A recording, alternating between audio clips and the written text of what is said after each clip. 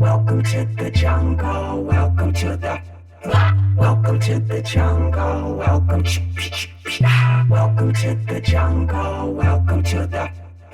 Everybody to Sports Fluent, the coach and AK. I'm your host as always, AK Anthony K, and I'm here with the coach, Hugh Jackson. Coach, how are you? I'm doing great. We got a special guest this week, Dusty Bennett. Dusty, man, it's a pleasure to have you on. Thanks, man. I'm happy to be here.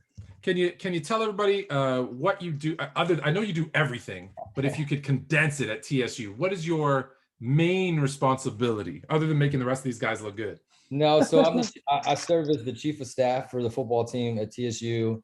That encompasses everything off the playing field, from compliance, academics, fundraising, budget, travel, future scheduling, day-to-day operations, putting out fires, anything that you can think of.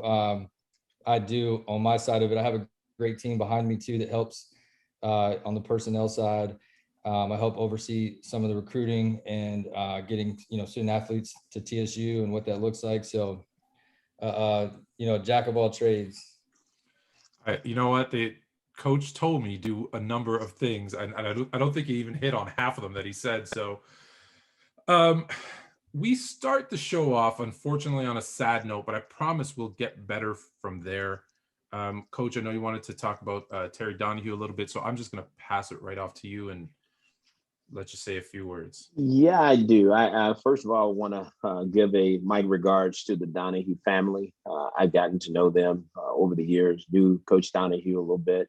He was crosstown rival UCLA.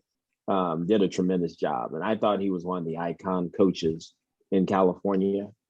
He did such a tremendous job. Recruited a lot of great players.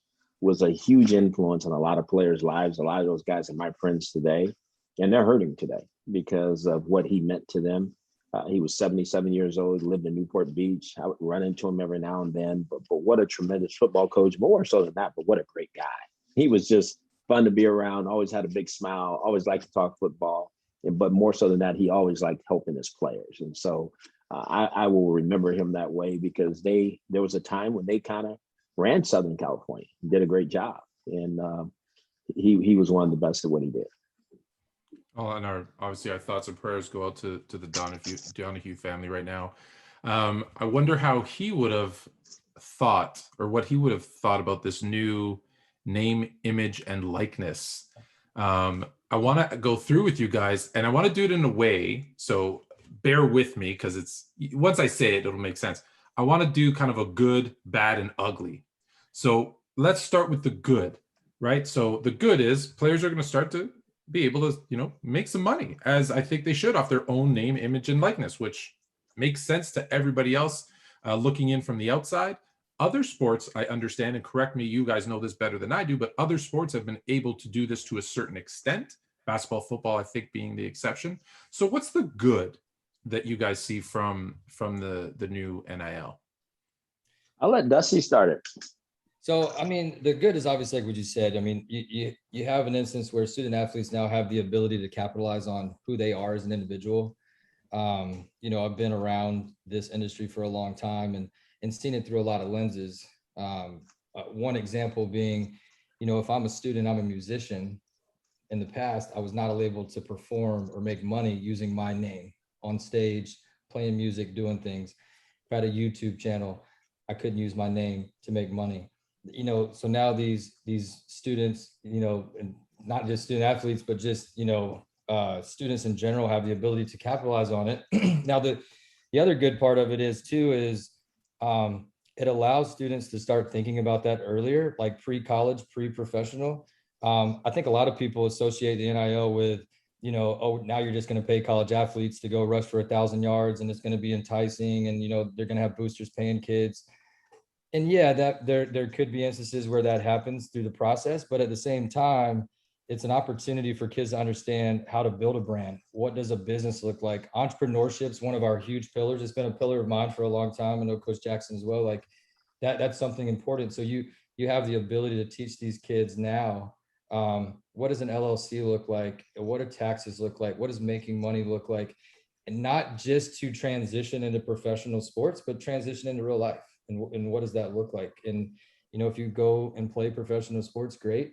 But if you don't, you now have the ability to tap into some really good resources to learn what that looks like. Yeah, I think, right, the good is definitely the earlier you can learn, unfortunately, paying taxes, but also money management, investments, those types of things, right? Because a lot of, for the 1 or 2% that make it to the pros, they just get dumped $1 million and now what do? So yeah, I think that's good. The story I was told, Coach, was, and this one made a lot of sense to me. So football, for example, again, the number is 1 or 2% of college athletes actually make it to the NFL. For the other 98%, they basically play 3-4 years and have an education, which is great, but weren't able to make any real money. And now for that guy or girl, but who was in, ABC, Idaho, and is a huge deal in their hometown, who now went to play at Alabama. Well, they might not be going pro, but they can go back to that town and do autograph signings, have a camp, right? And make some money during the offseason, whatever that looks like. And it sets them up for a career after football, after college, where, hey, let's be honest, they're not all making the pros.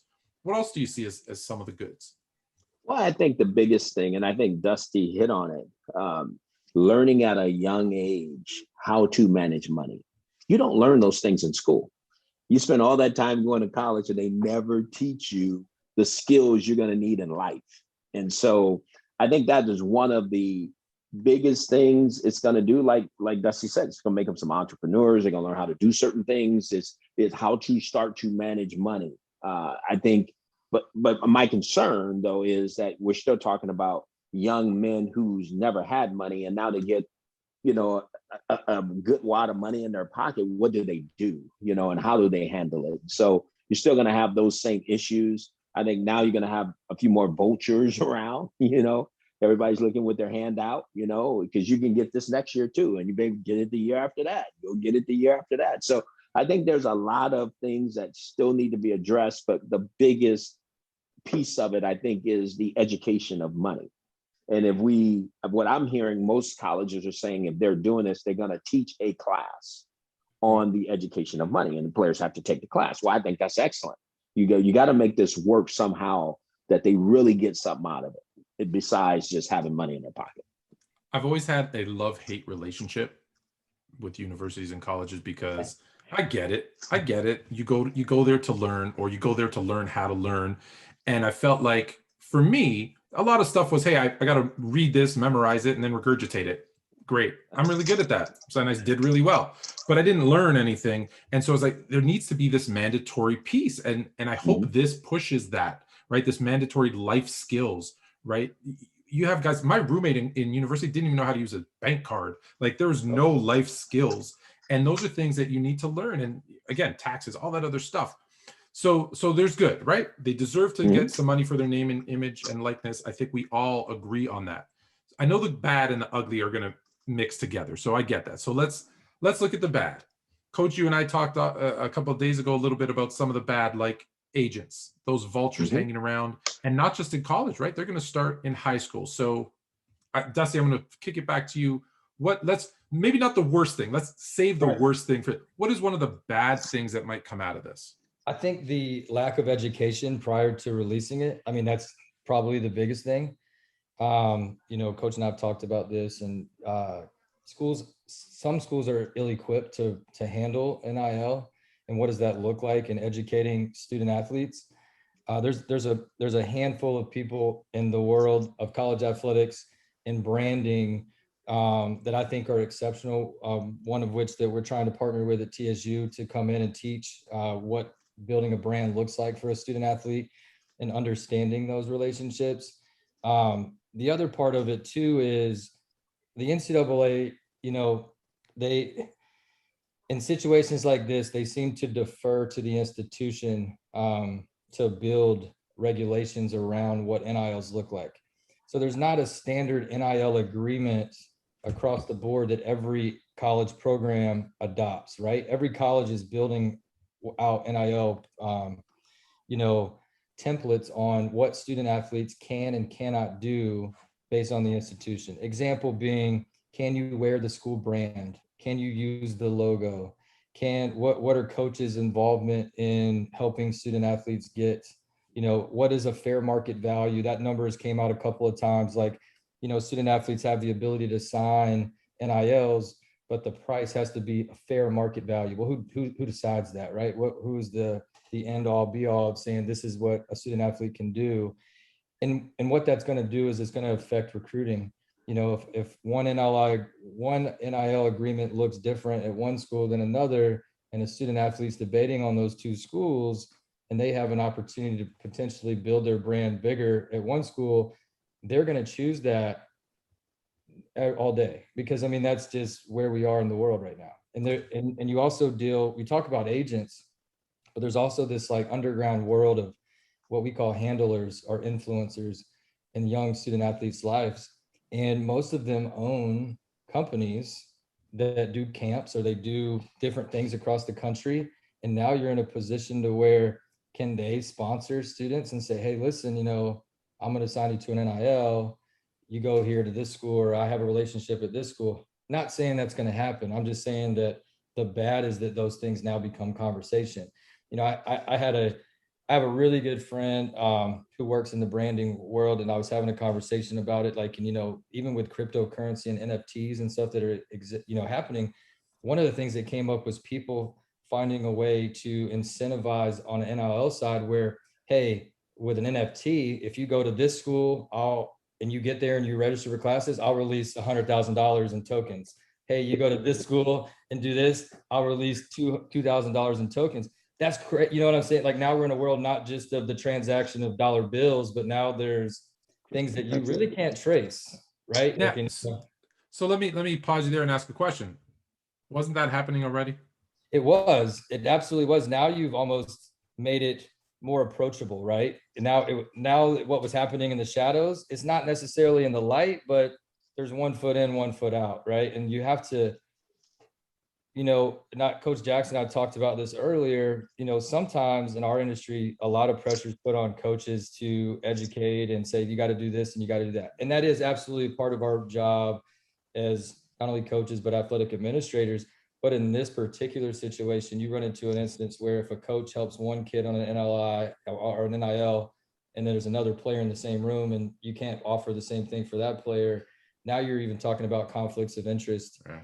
And where does that relationship now fall for coaches and players? So I think there's a lot of conversations happening. Coach Jackson, we have a group text with our coaches, and we're putting in their questions, and it's all kinds of crazy. But I mean, it's good because it's a brain dump of the what ifs. Like, schools have been marketing, doing commercials forever. This is an example, right? And so before, as a student athlete, they would show the game, or they would show a kid scoring a touchdown, or they would have a player talking about, hey, I go to University of Alabama, I'm majoring in science.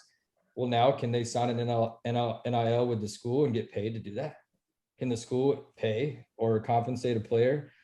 The answer is that nobody really knows. It's kind of really open, right? Like, so what you're saying is I should start an NIL regulatory body, and I could be the president. Yeah, I mean, of that. it's any company, right? I mean, Coach knows I'm always looking to start something. Like boosters, like you see the thing that's going on right now in Miami, where there's somebody that's giving money to every scholarship, every scholarship student. Yeah. Right? Some schools aren't allowing boosters to participate in NIL agreements with student athletes.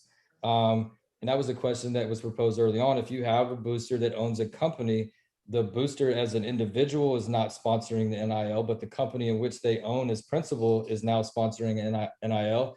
And what does that look like from a recruiting standpoint, retention standpoint, and the conversation of, not every state has adopted NIL regulations. So the NCAA has passed it.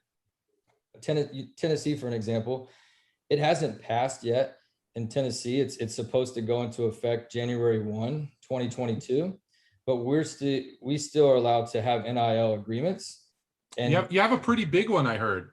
On the basketball side, yeah. Multi-million-dollar deal. We had a football player today signed with Barstool Sports. We have a couple of them that are in the works. One of our players is signed with a barbershop, and there's a lot of great things happening around it. And so it's just a unique perspective because the other side of it is that if I'm a high school athlete and I'm being recruited, right? So now you have high school athletes who are like, man, if I'm a senior in high school, I have not yet made it to college.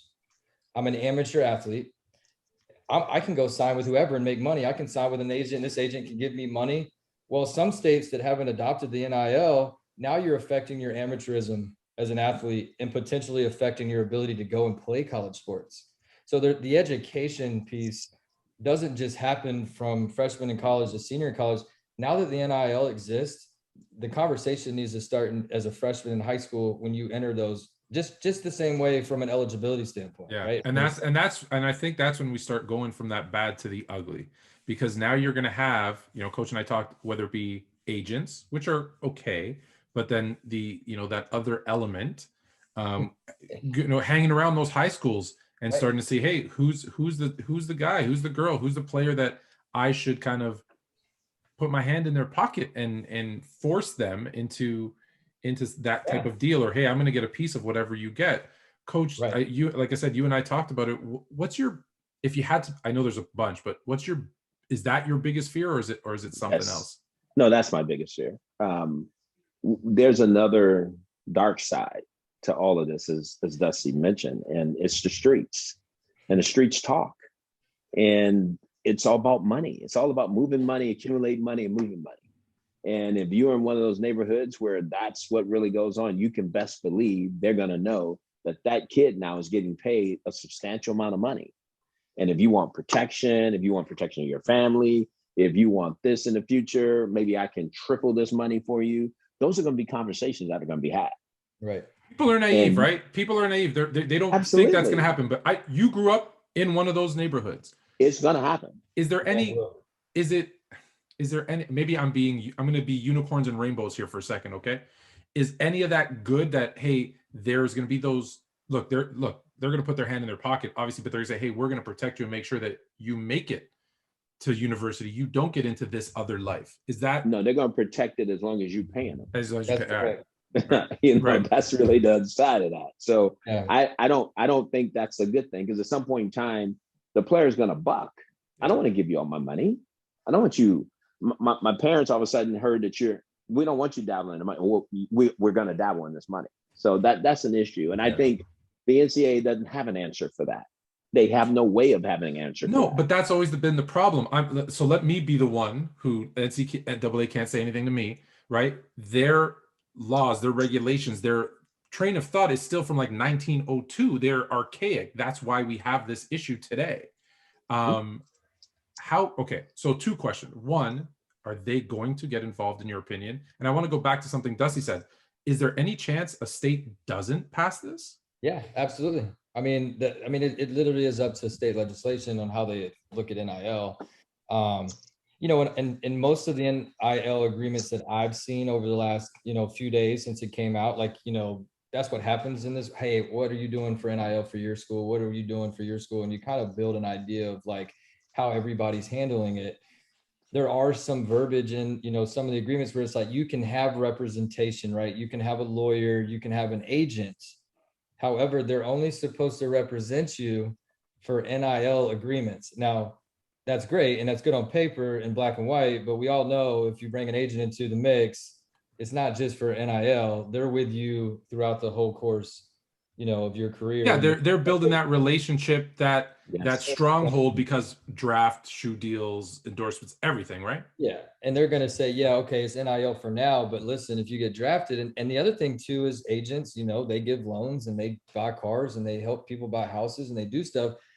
And if you can't, some of them are good with looking at ROI, and before they do it, some of them are just going to put you in a position to where you could come out of college in a ton of debt. Yeah, probably far less than you would have without NIL. This is just a bad piece of it. It's not going to happen all the time, but it's just a conversation. If a kid takes money, or, an agreement goes bad, or, something happens and they have to repay something, they don't have the money because the kids are spending it. Like a school like TSU, we're an equivalency school, so we're FCS, right? So our football program is not a head count sport. So we have kids on all different levels of scholarships, right? So from, half scholarship, full scholarship, books, whatever that looks like. And so NIL to student athletes at my school looks a lot different than, you know, a student athlete somewhere else that's getting a full scholarship plus cost of attendance. See, that's the other conversation that a lot of people don't have along with the NIL, is that there are schools that give what we call COA, which is cost of attendance. And so now NIL is on top of it. The difference is that there's no cap on NIL, right? There are some schools that are saying fair market value, but what is that? Like, is that 100,000? Is that $1 million? I mean, it's not. We have a student athlete at TSU that's signed for $2 million. I mean, that's awesome. You know, I mean, it's great. And you know, so to me, I would rather student athletes have business managers, like, you know, like, hey, you can't sign an agreement. They're not signing a contract, but you can't prevent that. There's no, you know, there's no way to prevent it. No. In a short term, in the you know, the big thing is that you don't even know what student athletes sometimes have NILs. They're supposed to be reporting them every time or going through a system, whatever that looks like, whether it's compliance. But I mean, in reality, like, who's following that, right? Because some NILs don't require you to do anything. Like, most people think, oh, I'm on an NIL because I'm going to be in a commercial or I'm going to be on a billboard. But some NILs just want you to be you, and they're paying you because you're at a certain school and you play a certain sport, and you to them are an asset, and at some point along the way you could potentially become a liability. And that's the but it's in theory it's supposed to be so that you're promoting something, right? It's supposed to be, but it's not. That's not like for everything, right? I mean, you know, there's some instances where, you know, you might have to do something once a year and it's $100,000. Well, that's, what are you doing the other 360 days a year when you're not doing it? Or there's not always an exchange of money. There's also exchange of products, influence, you know, so you don't know what those agreements look like. You hope that you have representation that can help guide you. But I mean, even if you're a top tier athlete, you know, some people, agents or, you know, lawyers representing say, hey, my fee is going to be paid when you get to the NFL or you get to the NBA. I want X amount of your first signing bonus or your first contract. In return, I'll do this, and this from a marketing standpoint from an NIL.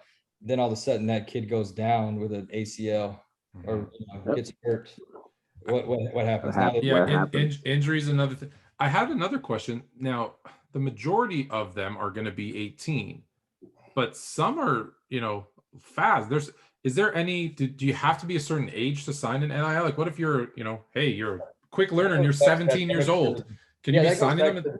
That goes back to the amateurism thing that I was talking about, like high school kids and doing that. Like, I mean, that's a big piece of it. Like, there's really not, you know, regulation in the, you know, for everything that we get, it's always deferred to the institution. So it's up to us to kind of build out, you know, what that looks like. So it's tough. And I mean, the other thing is too, it's going to get messy, right? Well, what if you, I see coach over there just thinking this could be messy. I'm like, what if you sign an NIL, right? And they give you $100,000 to tweet 10 times a year.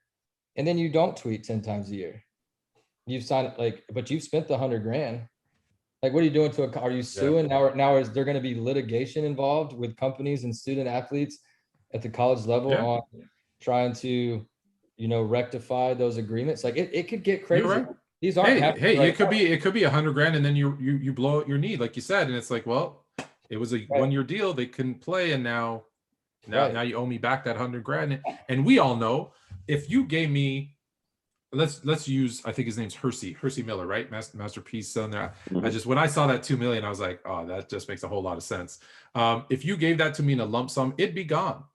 Right. Gone. Just at 18 years old, 19 years old, it would be gone. And I think back to like Allen Iverson's contract, if you remember, there's like a kicker when he turns like 50 or something like that. That was brilliant. I think it was the Reebok deal. You know, correct me if I'm wrong, anybody, but that Reebok deal, and it kicked in, and a good thing that it kicked in, because Allen Iverson fell in the trap like a lot of athletes do, where now I have some money. My job is to take care of my people, which is great. It's honorable. But once you start putting that money, you know, money's supposed to flow down. Coach and I talked about this. We learned this, but it starts to flow up and sideways too sometimes. And now you're in a jam. So, Coach, you've been quiet. I know some of your thoughts, but any final? No, I'm concerned, because I'm concerned about the student athlete. I think there's a thought. I love that the NCAA is doing something. but the amateurism of college sports is about to go out the window. Yeah. I mean, it's going to be gone pretty soon. It has to. Yeah. You know, and it's not. I mean, you're going to have some players making more than coaches. Sorry, I just thought. I'm sorry to cut you off. I'm sorry. You got Manning's son. You got Yeah. Manning's, one of the Manning's sons. I think the brother that didn't play football.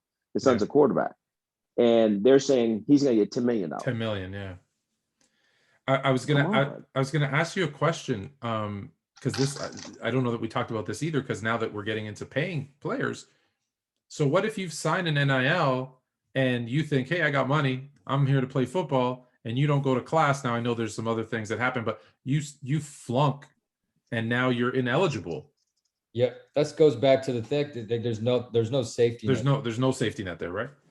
No, there never has been for that type of stuff either. Like, you know, it's just going to be I don't want to say slippery slope, because I think there is a lot of good, right? I think there is a lot of positive in having NILs, but like I said at the very beginning, the lack of education that happened before they released the NIL. Now it's always been coming down the pipeline. Hey, NIL's coming, NIL's coming, NIL's coming, NIL's coming.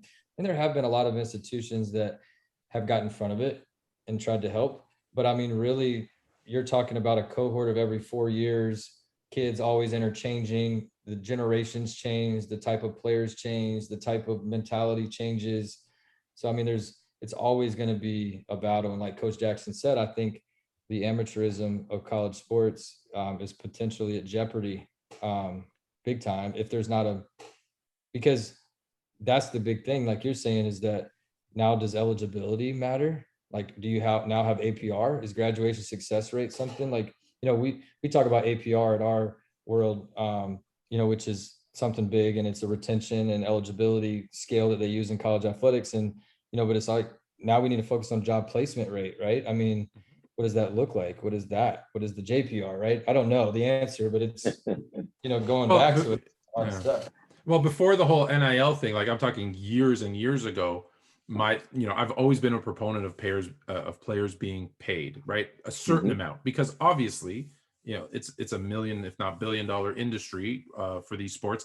And my thought was always give them portions every so often, give them I guess a bonus at the end for graduating, and then maybe have those kickers in at, you know, 25, 30, 40 years old, whatever that is, depending on how much they make. Just so that you take care of the player, the person long term, not just here's a lump sum. Because that was my concern always. You dump a bunch of money on a kid, we're going to spend it, and that I think is always going to be. I want to go back. So this is the last question on NIL that I want to ask. So if there is a state, so right now, like you said, Tennessee hasn't signed or hasn't put it into effect. That's obviously will it kill their teams? Because the NCAA rule. We can still do NILs at Tennessee State, but the state legislation around amateurism and paying athletes and stuff like that, it's just a big conversation. Some states will cap it, some states will that threshold or whatever that looks like. So every state's going to be different. But like going back to the recruiting piece, the schools that are in NIL friendly states have an opportunity. Have an advantage. Okay. Right. They just have an opportunity to enhance that. But think about this, Anthony. If you're a player, and I said this to our staff members the other day, I need to go somewhere where I can play. Right. That was going to be my next question. I now have, because I have a chance to make more money, build a bigger brand, you know, be seen, all of that. I don't want to go somewhere as a great player. I'm not going to USC now because I'm probably going to play 2 years instead of playing 4. So I want to go to Tennessee State now because I'm going to be seen and I'm going to get an endorsement deal a branding deal and for my likeness that can pay me for potentially 4 years. You're going to have more players staying in school longer, right? Because they're making this money prior to going to the National Football League. So I think it's all that was another example that was thrown out to me was, let's say you're that, you know, four-star recruit quarterback who's going to be third string at Alabama. Well, maybe I leave and say, hey, national titles are great, or Clemson or whatever. That's great to win, but I can make some money right now playing. They start to maybe move a little bit. So you think there are a lot of players in that portal now? No. Yeah, exactly. That portal will be overflowing. And the ones compounded with the one-time transfer rule too. So like now you can immediately transfer and be eligible as long as you haven't previously transferred from another four-year school. So I mean, you think this summer's gonna be busy? Wait till next summer, guys. Yeah. What do you think guys the are gonna mom be and busy. dad? What do you think the mothers and dads are saying now? Oh, yeah. Get to the school where you can play. That's right. Or come home. Come stay Mhm. close to home instead of going over there where you're going to sit on the bench. Come here and play. Mhm. Yeah, 100%. Mhm. So from NIL rules to rules that to a rule that changed. Let me put it this way: to a rule to a rule that should have been changed but hasn't. Sha'Carri Richardson. So I'm going to tell you. I'm going to ask you a question at the end. So I'm going to tell you first. Because I feel strongly about this one, and I've been getting a lot of heat. She broke a rule. It was a rule. Sorry, she has to pay the consequence. I'm sorry. I get it that the rule's dumb and it should be changed. I agree. It should.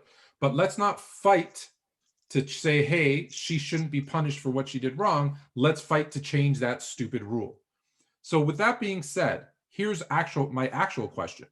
She admitted to it. She went through a tough time. She found out about her biological mother. I get all the reasons she did it. I do. She said, I accept my responsibility, a 30-day suspension. I can't run the 100-meter. It's a shame because she looked great in the trials. But then USA Track and Field made a decision that is completely the coach's decision to have her on the relay team, and they chose not to. I want your thoughts on that piece, because they still could have brought her and had her in the 4x1 relay, but chose instead to leave her off the team completely. I think it puts the coach in a tough situation because I want to win. She can help us win, but it's not going to help me in the locker room with everybody else, because you're bending rules. You just said it. First thing you said, there was a rule and the rule was broken. The rule's broken, the rule's broken, so end of discussion. We can't supersede that, and she owned it. And that was an admirable thing for her to do. She owned it. She didn't make excuses for it. And she said she'll pay the price. Everybody else was talking about her running in the 4x1. She never mentioned it. I mean, so that being said, I think she knew what the outcome was going to be. She never pretended. We have more football players petitioning on her behalf from LSU than her. So my whole thing is, look, I understand. And that goes to show you human nature. We want to win. She's a winner. Yeah. And that happens every day in college football. What are your standards? What do you stand for? And I think that means more to me than anything. Yeah. Dusty, do you disagree? No, I think I'm with Coach on that. I mean, I'm not a coach. I've never coached. I've always worked just in the business side of it.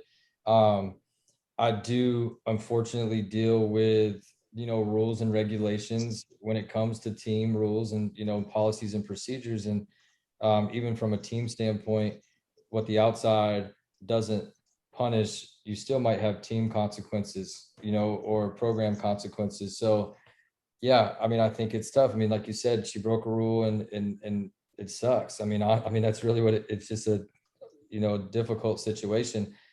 That was a spotlighted situation. The unfortunate thing is there's a lot of those situations that occur across the board, right? That was just something that had a pedestal at the moment, right? And so, because I've seen it in football and kids that, were really, really doing really good. And then something like this happens and then they're shut down, right? And so it's tough. And it's also, I think she handled it from a mental standpoint, as best as anybody could, right? And I think, she knows too, as an athlete, like what the rules are, and she understands that, right? I mean, so sometimes you just, it's just bad luck, and it's tough. And I hate to see it, obviously, for, her competing and what she's worked hard to do.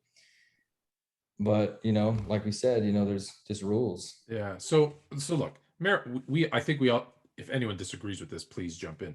Marijuana is not a performance enhancing drug, right? We all agree on that. No, it's not. Right.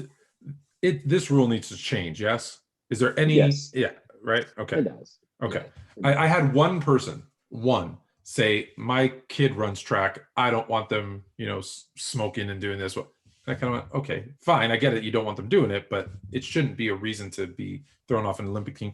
Because to think that she did that and then still went out, maybe that was why she had such a slow start. But she still just killed them all. She killed them all. Like it's incredible.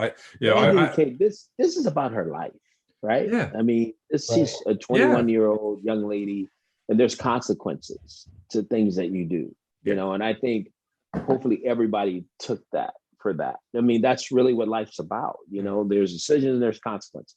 And if you don't understand that in life at a young age, you're just setting yourself up for failure. So, and I think that's the problem. We don't, not enough know that there's. Well, think about how many people are saying, run, run, run. I mean, some people that you would say, they wouldn't say that. I mean, some people, I'm shocked. They're saying run. I mean, but at the end of the day, because they know how good she is, it's not about, you know, what's really going on in our world today. It's really about she can win for us, and not that we're trying to make the person the best that they can be. So it's just interesting. Yeah. So now what about other Olympic sports like I believe marijuana is legal in NHL or NBA, and like there's professional sports, right? But those sports that compete in the Olympics. So now if one of those athletes is in a sport that doesn't get tested, they make the Olympic team. They will be they'll be ineligible. So they test, right? So I mean that's if they test, let's say USA basketball, and they test positive for marijuana, they will not be eligible. According to IOC rules, they won't be eligible to play. That's another reason why I think the rules should probably be adjusted, right? Because where you're getting your athletes to compete in the Olympics. Yeah. Hey, listen, I'm here. I'm here in Canada. I'm in Toronto, and it's legal. So you're doing something legal at home, and then to go out and compete, and it's a weird situation. It's another one of these archaic, like prohibition things. So it brings up a point, and so this goes to this marijuana thing and NIL. So that's why I wanted to bring them together. So there's some athletes who have lost, whether it be Heisman trophies, records, whatever, because they broke some of those rules. Do you say from this day forward it's okay? Or there's been a lot of people saying, no, you need to go back and correct. The big one has been Reggie Bush, give him his Heisman back. Or as I call him from that ESPN commercial, Reggae Bush. Was my favorite commercial ever. So no, we don't go back, or we do go back? You don't go back. I love Reggie. And I mean, I know where he's coming from, but that's like saying every player who played college football, who was a hot player, should go back and now claim NILs. From the school, everything else, I just think you can't go back. You got to move forward. It is what it is. Yeah. It's painful, but you got to move forward. Yeah. From Dusty's side, it would be a logistical nightmare. Oh my gosh. Well, not only that, but I mean, it's like the player that played in the 80s that made $100,000 a year in the NFL, and the same position player makes $2-3 million, and now are they going, hey, y'all didn't pay me my money, y'all need to owe me money, right? Like, yeah, I think we owe Kareem a whole lot of money. Right. It would be, that's tough, because you're dealing with two entities in this. You're dealing with the Heisman Trophy, committee, and you're also dealing with NCAA. And, and the Heisman Trophy committee kind of did an NCAA move. They said, hey, we'll defer it to the NCAA. And if they reinstate it, then we consider it, right? Yeah. That seems to be what happens in situations like this. So it's tough. So, and the Olympic part, you had Steven Jackson and others saying this rule is racist and all Black people should boycott the Olympics. And some have. And you've had some athletes come out and say, hey, we're still here. We're still competing. Please support us. Coach, because of your face, I'm going to put to you, you shouldn't be boycotting the Olympics, right? No. Because there's so many athletes. You got to support your country. You have to support your country. And it's what you've trained and worked all your life for. And now we're going to make this a racial issue. I don't see it that way. I mean, she legitimately smoked marijuana.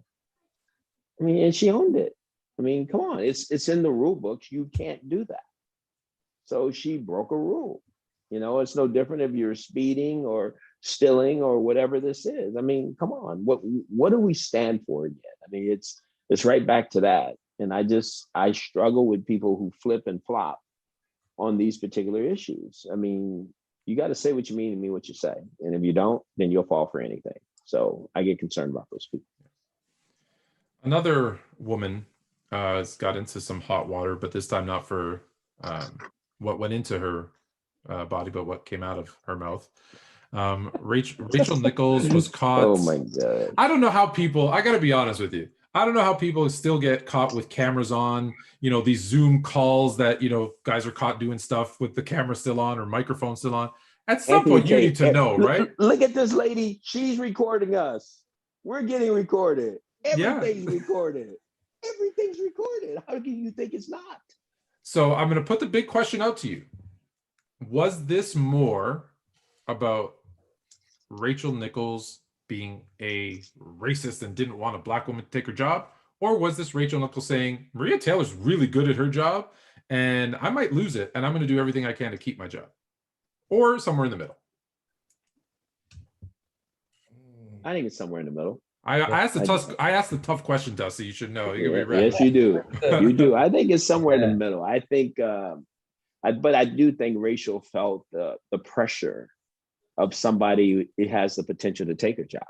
Another younger, taller, good-looking lady who played basketball and listen, absolutely. In my opinion, everyone has their own. I think Maria Taylor is better than Rachel Nichols. Not that Rachel Nichols is bad, but I think she is better. Yeah. Right, and she has relationships with these players. Yeah, because she knows what they've done and their background and what they've gone through.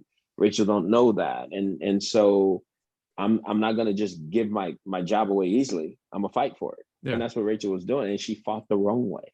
Right. And I just it's unfortunate, but everybody who says there's a hot mic.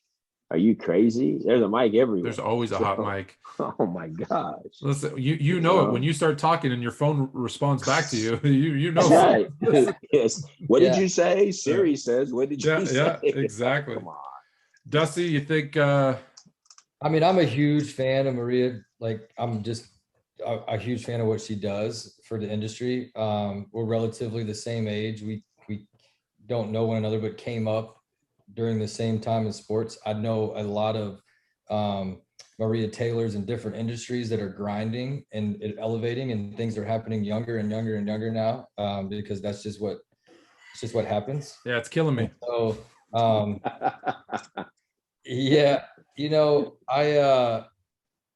yeah, I just think Rachel probably went about it the wrong way. Like, you know what I mean? Like, it's I don't know if intimidated or what the right word would be, but I mean, you have somebody on your heels that's really, really good. Yeah. I think sometimes too, people lose sight of collaboration and partnership, and they think that it's a one-line den and there's enough room for everyone.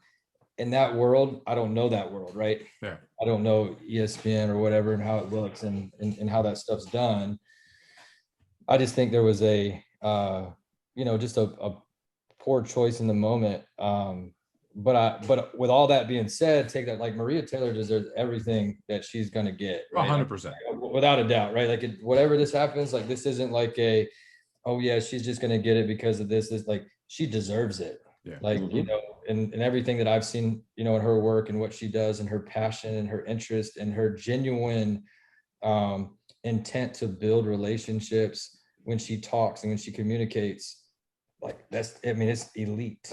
Yeah. Right. So, I mean, she deserves to be in the forefront of whatever industry she chooses. She just happens to be in that sports broadcasting world. Yeah. It's interesting that everything Rachel Nichols said, she didn't say anything that was, I don't want to say untrue, because there's a couple, but if you think about what she said ESPN has had a bad history of their, lack of diversity in their hiring. Well, that's true.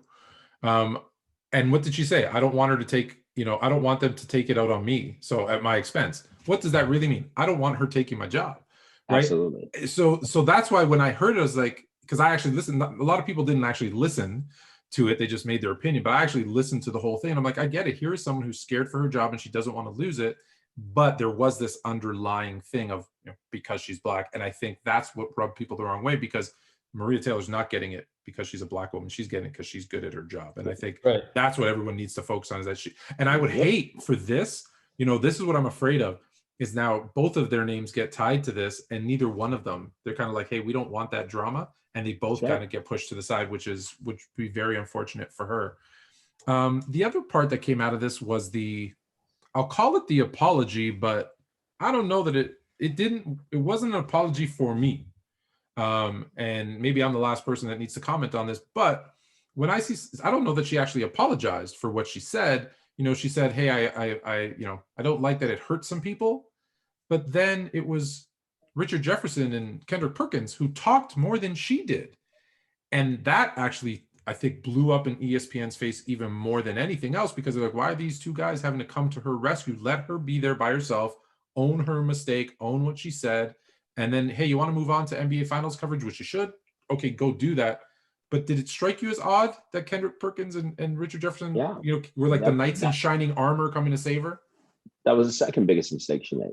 Because then she got fear because she didn't know what to do. She was afraid anything she did was going to be negative. And to me, you got to walk it out. Regardless of what it is, you just got to own it. And hey, it's on me. I apologize to you. And people get over things when it happens that way. Now it's going in all these different directions. Now they've taken it away from her. I mean, now she's going to become an outsider here very soon. Mm-hmm. I feel, for again, hindsight's always 2020. It's easy to say, but I would have liked for her to come out by herself, say, look, this is what I said. Why I said it was because I was scared. I love my job and I don't want to lose it to someone who's very talented. And I think hey, maybe I handled it wrong. We should have worked together. A million things. I think she could have handled it better. So we move on. So Rachel's unfortunately probably on her way out. I think actually they've already taken her off the NBA Finals sideline reporting. Mm-hmm. The other thing that's happened over the last couple of weeks is some NBA coaching hires. And on one side, I like it because, coach, you and I always talk about not enough, black coaches in the NBA. Yeah. The number's been going down. It's, although they're both ex-players, which is something, non-players still they haven't been hired, but that's a story for another day.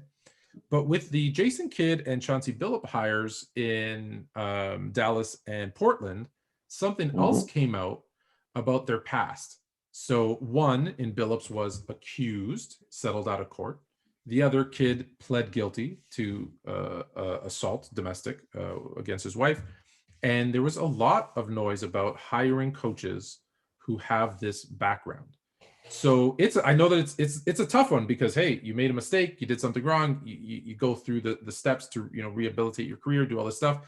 And I guess there's two questions. So I'll start with the first one is, does everybody deserve a second chance? Or as leaders, in this case, leaders of men, should they be held to a higher standard and not get a second chance? Go for it, Dust. You pass that one off right to you like a hot potato. I mean, I've known coaches that have passed and that are working and still great people, and they've moved on from situations. Is it the same? We having the same conversation? If Jason Kidd goes and gets a job in an office and is working in a cubicle, I don't know the answer, right? So I think because of the job and because of the platform and because of the spotlight, that's a conversation that just seems to happen. Is it because of minority coach that we want to focus on the past? I don't know. You know what I mean?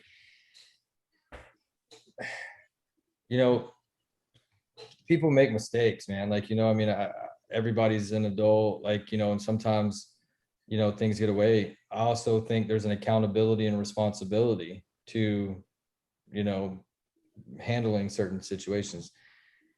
The second chance to me, I don't know if that's the right conversation because Jason Kidd is from a basketball player standpoint, what he knows in that sport, he's elite, right? And so there's no doubt that he can coach, and that incident is not going to prevent him from being a great coach. Yeah. Well, that's part two of the question, because last year he was an assistant in LA. So why is it okay to no one made any noise about him being an assistant? Right? It's only now that he's become a head coach again, right? It's not like he's also been a head coach before. I think that because people want to have a conversation, Coach Jackson and I, we have an open dialogue about minority coaches, not just in NFL, NBA, whatever it is. It just bothers me personally, when situations like this occur, and it's because of them being a minority coach in whatever professional sport that they're in, and we're gonna focus in on it, we're gonna zoom in on it. That's the most important thing right now. Not all the things that he's done, not only as a player, but like you said, obviously having coached in the league and what he did for the United States as a basketball player for Team USA. Like, I mean, like was and is the best man for the job, right? You know what I mean? So that to me is what is the most important thing. Yeah. Is that he was hired to do that job. Does he have a past? I get pissed off. Yeah. I get pissed off It by pisses me the off too. whole thing because obviously I've been watching this for years now. You take Eric Bieniemy, they go dig up what happened in college. You take, Jason Kidd and obviously Billups. They go dig on stuff that happens with minority coaches. The narratives change real quickly to this guy's a bad guy. It doesn't happen the other way. If it was fair and that's what they were doing, each side, I have no problem with it. But it is always them digging into the minority coach and then bringing something out. I don't care what it is, the slightest of things. And they're going to put it out there in the street so everybody can hear it. I'm tired of that. That's ridiculous. Those guys are the best guys for the job. What happened 20 years ago. Everybody deserves a second chance. Yeah, but Billups, I think, was still Billups. I think both of them actually might have still been players at the time. Yes. Anthony, this is ridiculous. We keep talking about where we are today. Okay, forgiveness and moving forward and people doing better and being better and maturing and doing good things. That's all talk. Anthony, let me ask you this. If Cameron Kinley was a white football, are you familiar with the Cameron Kinley situation with Naval Academy? Fill us all in just for those that I'm this much, but for anyone listening that might not be fully aware, give us a short background. Navy football player, president of his class, great, outstanding member of his institution, was, he first denied the ability to go play with the Buccaneers, right? And so there was a petition that was done, and they, I don't know if it was the Secretary of Defense or whoever signed off on it from the Pentagon, came out recently within the last day and has granted him the ability to go play. And the amount of bullshit, for lack of a better term, for people saying that he's un-American, he doesn't care about his country, we should get our money back, taxpayers paid his tuition. It's bullshit to me. This kid worked his ass off. He represented the institution at a very high level. I don't know the kid personally, so I'm viewing it from a 20,000-foot view. Are we having the same conversation if that's a white student athlete? I don't know. Are we? I personally don't think we are. Well, so, can we dig up, like if we went and dug up the DUIs and the assaults and the whatevers from every coach, is there one that would be squeaky clean? Is there anyone that has nothing in their past? No. I hate to bring up old things, but we've had a coach in the National Football League snort cocaine on his desk. And the guy is rehabilitated. Nobody says anything. He's making over $1.5 million today. And he's Caucasian. And nobody even talks about how he got back to where he was. Nobody says anything. It's ridiculous. Well, it's funny how we're all very quick to give certain athletes a second chance if they can help our team, regardless of what they did, right? There's a great quarterback who did some bad things with some dogs that I will tell you to this day, my wife views dogs higher than people. She still will never forgive him for that. But hey, he could help us win. And now, but when it's a coach, well, now we want to have a different conversation, right? If it's a player that can help us win. Right? If they're past their prime now, so okay, now they're out of the league forever. So the other part of this, so this was the one question that I got. So because there was this great essay that was written by a Trailblazers fan, and she's like, I don't know that I can be a Blazers fan anymore because they hired Billups, and that's why I brought up the question, because it was really well written. And at the end of it, one of the question was, what if it was your sister or your daughter that they assaulted? Would you feel different? If they paid their debt to society, I have to let it go. Part of my walk in life is to forgive and move forward. Can't hold grudges against people. You can't move forward yourself if you do that. So there's no question that when it happened, I've been very pissed off and wanting to rip their heads off. But at the same time, we're talking 20 years ago, 25 years ago. It's time to move on. Right. What I said was I probably will never like that person. I will never root for him or her even to succeed. But again, I've made mistakes, and I hope that people Absolutely. will forgive me and let me move on with them. So I'm Yes. assuming yours is the same, right, Dusty? Or is it?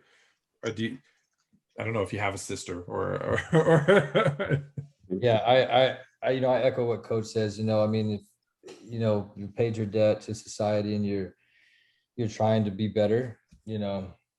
Me, I'm not speaking on behalf of anybody other than myself. Like, I believe that you have to move forward, right? And that's just important.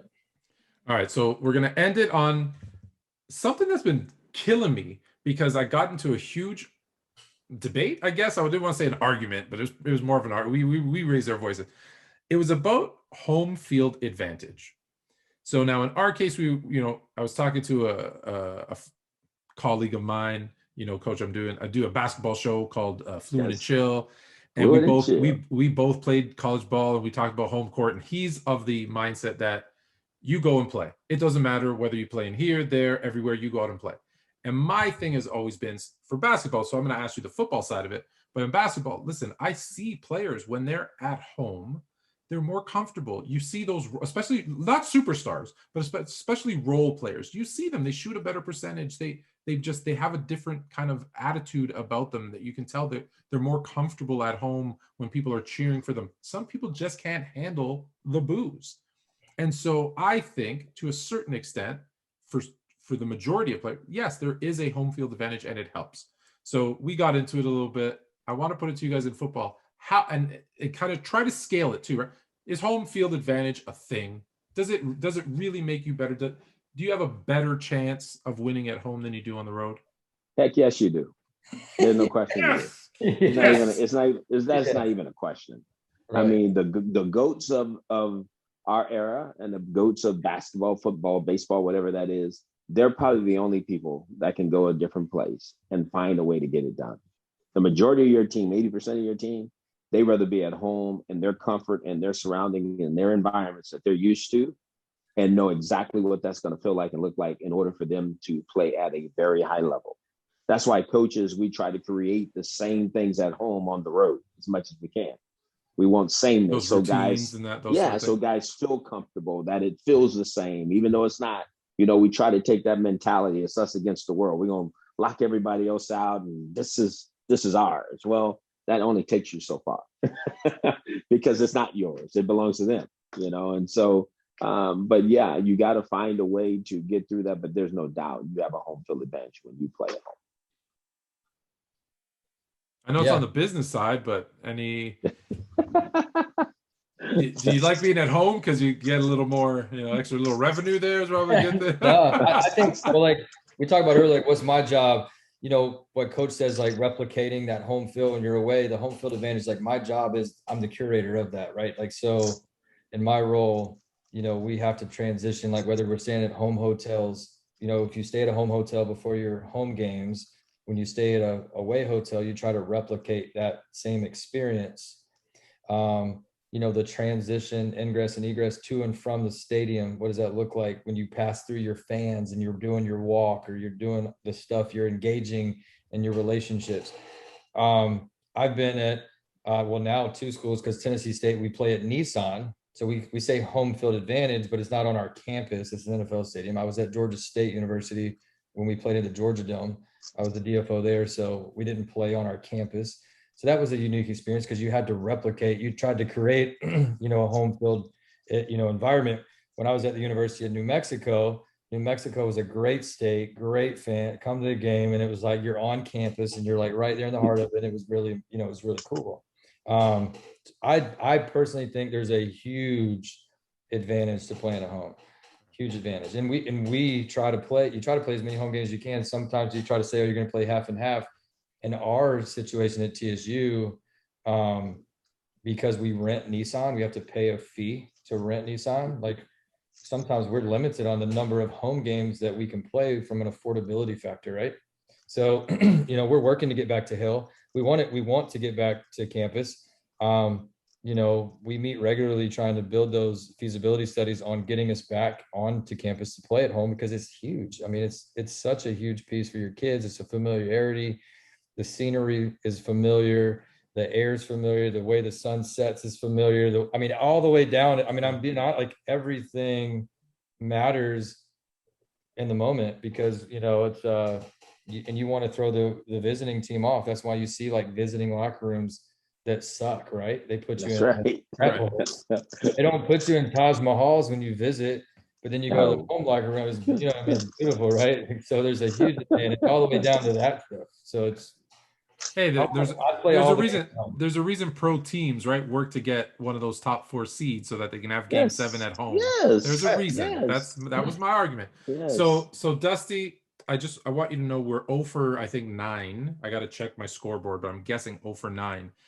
Everyone who comes on the show, we ask them this final question to end the show. And I'm hoping that we're going to finally get one on the plus side here. The most famous person, not sports related, it could be sports, but just the most famous alumni in TSU history. The most famous alumni? Yes, sir. Oprah is. There you go. We got one. You are the first person to answer that correctly. I was gonna say young buck, Coach Jackson, but I didn't know if he was more famous. Or it depends how old the person is that you're asking. Is probably. Yeah. But that's actually a tricky question, because there's so much storied history at Tennessee State and alumni, and so Oprah's obviously, like you said, the most famous, but there's a ton of people that have gone there and gone on to do really great things on and off the field. So, do you, off the top of your head, can you give us a couple?